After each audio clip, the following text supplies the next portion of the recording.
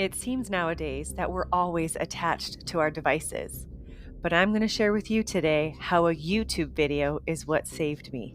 So stay tuned.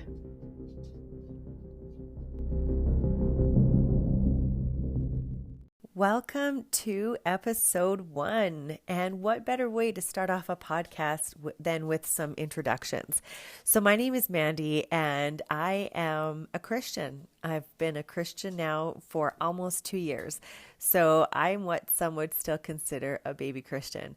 But I really felt God calling on my heart to share my story and share the things that I've experienced in my path and what's led me to Him, in order that it may encourage other people who have either gone through similar circumstances or had similar worldviews, and encourage them to find Him as well.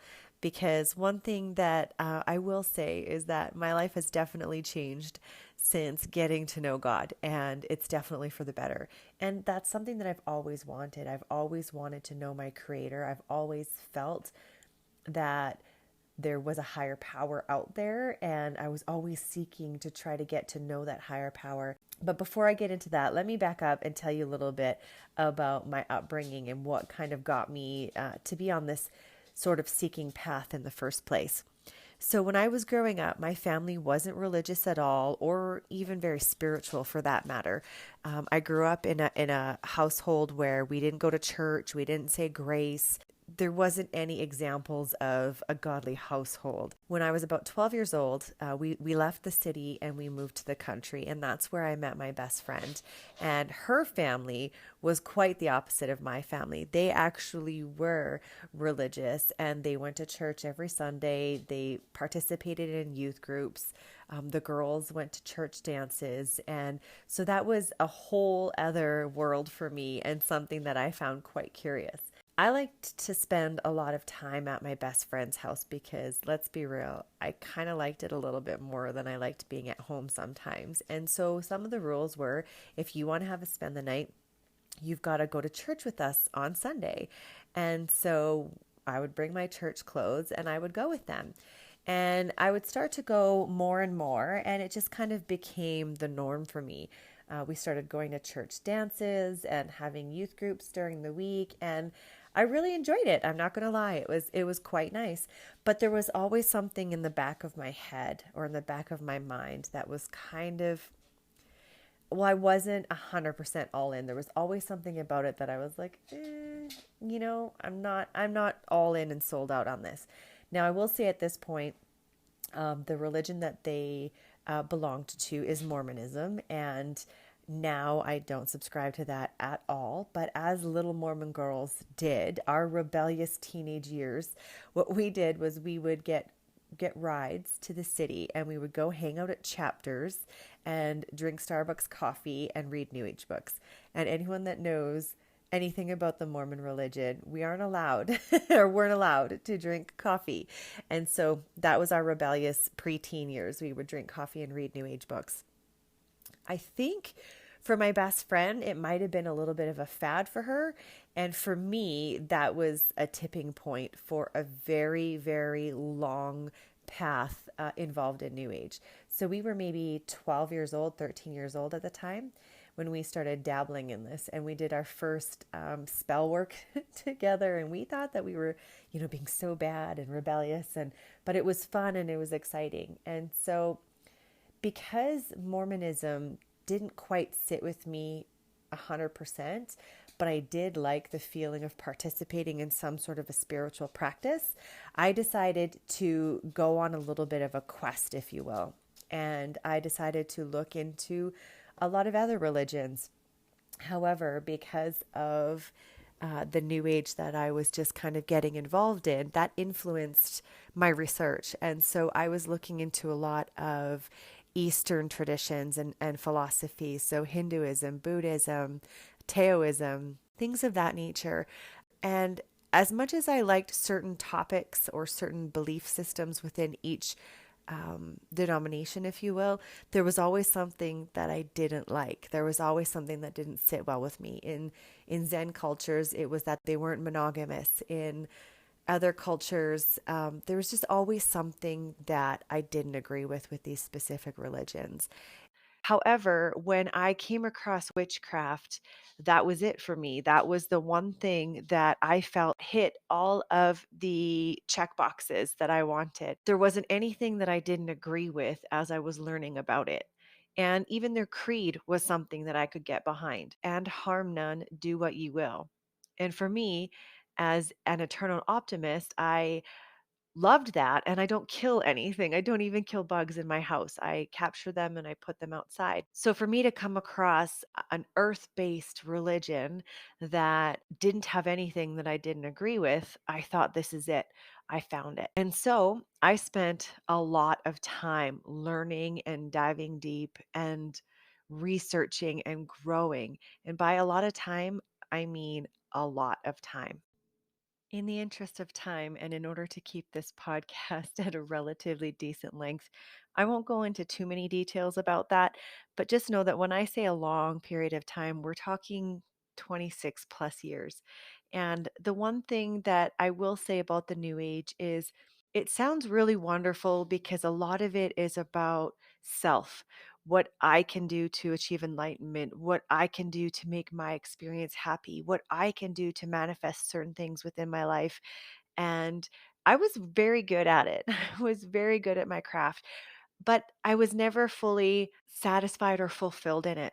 And I always felt like I was seeking the next level of enlightenment or the next depth of spiritual gifts. There was always a seeking behind it, and there was never a fulfillment.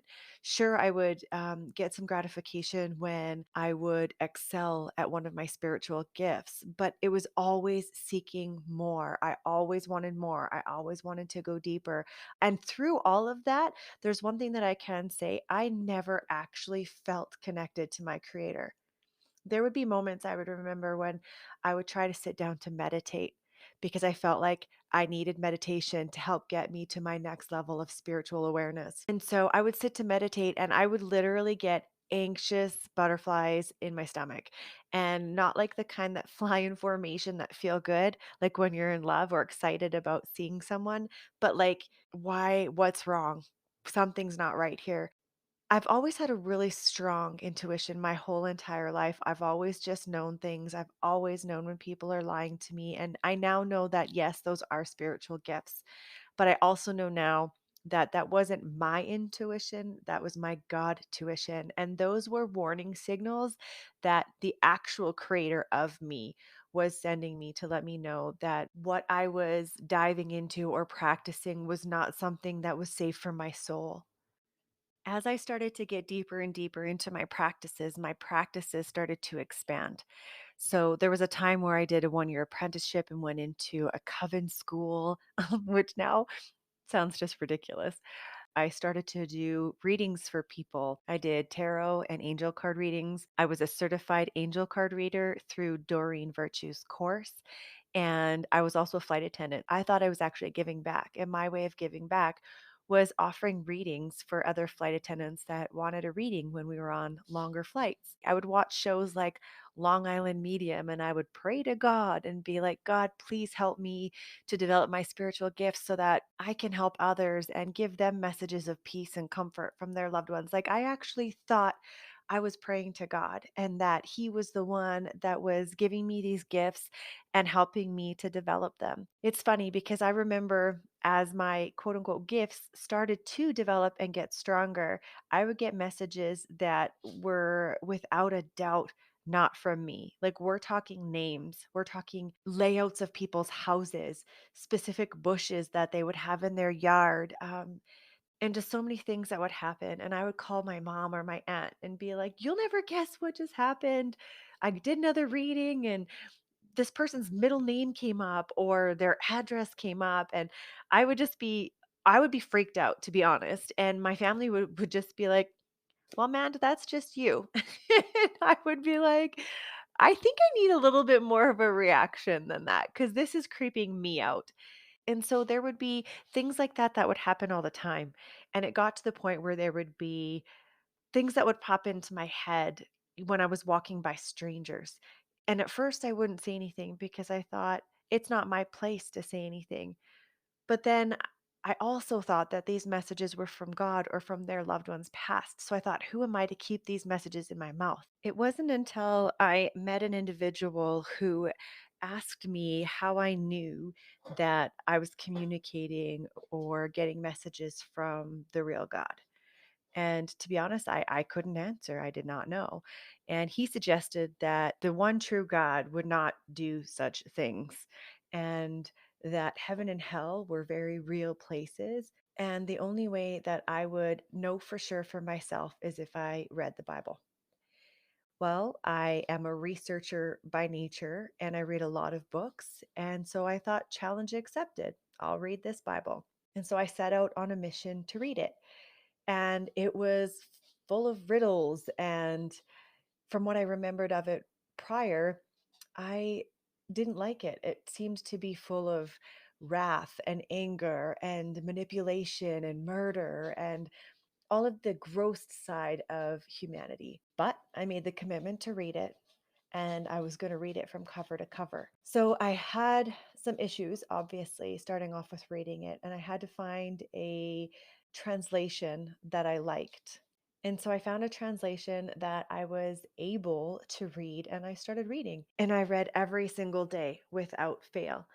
And I would pray, God, if you're real, make yourself known to me. If there's a one true God out there and I've gotten it wrong, then show yourself. And I dedicated 7 months to reading that book every single day. And through that course, I learned that heaven and hell are very real places. And once I learned that, I wanted to know what I had to do to ensure that I would not end up in hell. After 7 months dedicated and devoted to my reading and not having any sort of sign that God was real, I had a little bit of a temper tantrum, and I shook my hand at the sky and said, if you're real, then you need to let me know right now, dang it, or I'm done.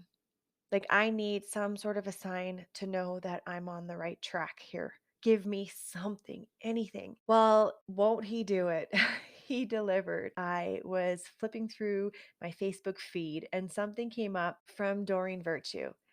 Now, one thing I want to say is that over the 2 years prior to this, I had gone through a move, didn't pull out my cards, I didn't pull out anything.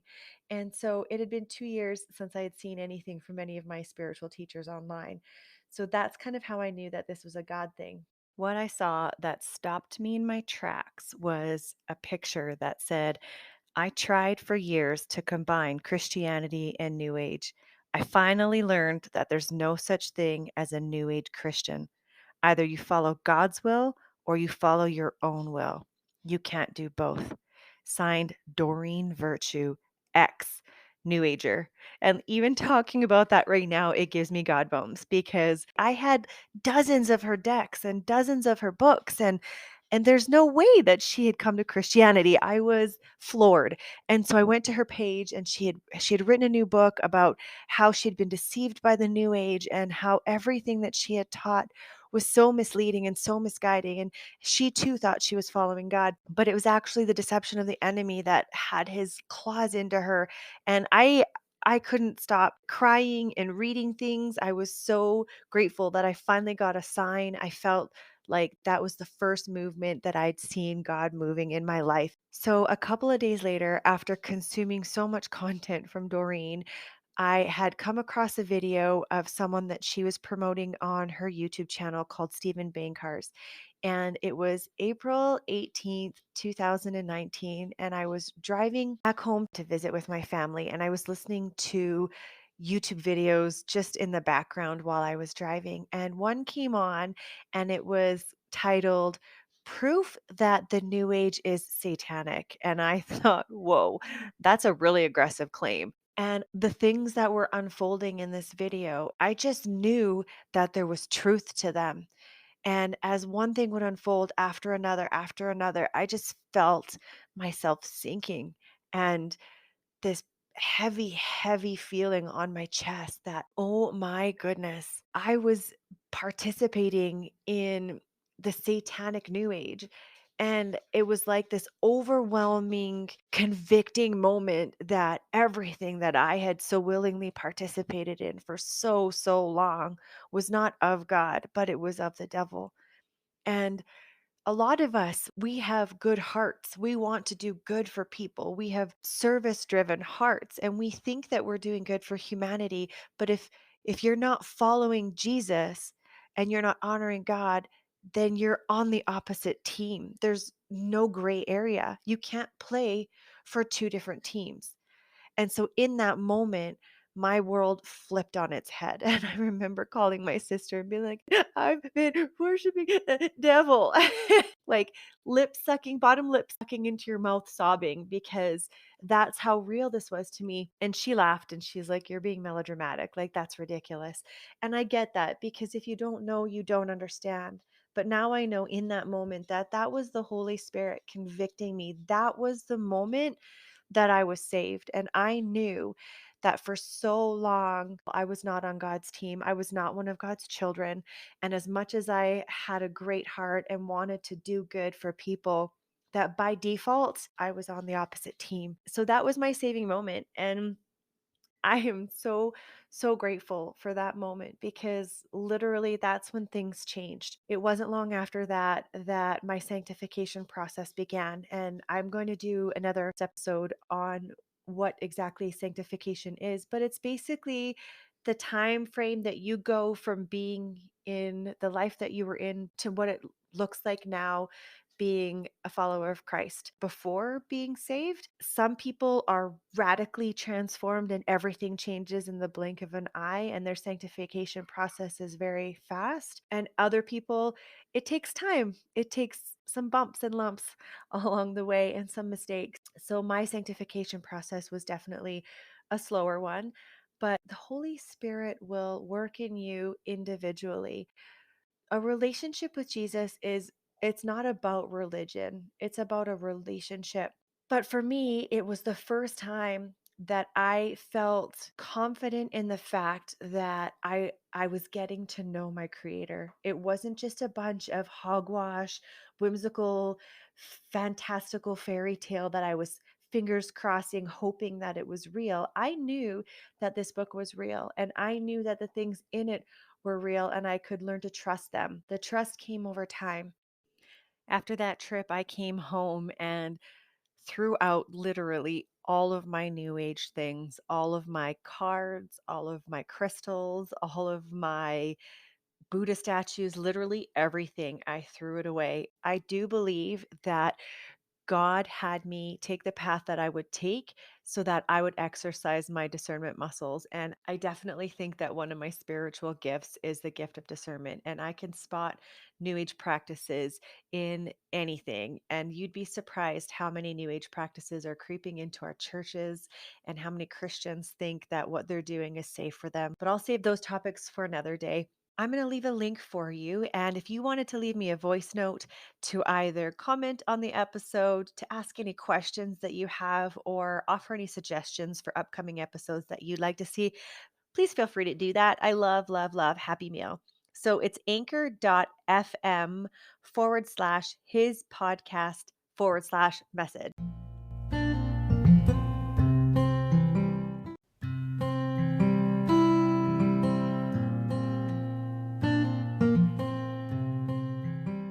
So that's it.